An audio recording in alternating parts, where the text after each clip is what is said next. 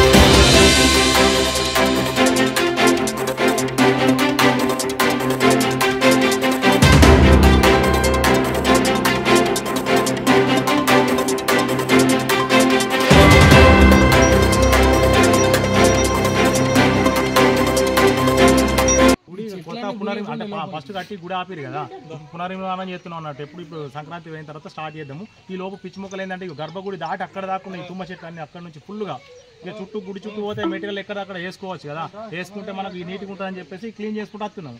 ఇక రెండు మొట్లు ఉన్నాయి, ఫస్ట్ ఒకటి తీసిండు, రెండోది తీసినాక కట్టుకుని సౌండ్ తోటి వచ్చింది. ఇక్కడ ఆల్రెడీ జేసీబీది చూసేసరికి ఇక్కడ ఏ ఉబ్బులాగా కనబడ్డాయి, మొత్తం నిండా మట్టి ఉండే కడిగినాం తర్వాత. కానీ ఇదేమో ఉబ్బు దానికి ఇట్లా చేతులు ఇట్లా అనేసరికి పడగ దగ్గర నా చేతి పడ్డాయి. సడన్లా చూసేసరికి డౌట్ వచ్చింది, ఇట్లా అనేసరికి మొత్తం పాము లాగా ఉంది. అచ్చు లావుడికి వచ్చి విగ్రహాన్ని ఇక్కడ పెట్టి మొక్కినాయి ఏమన్నా కానీ అని చెప్పేసి.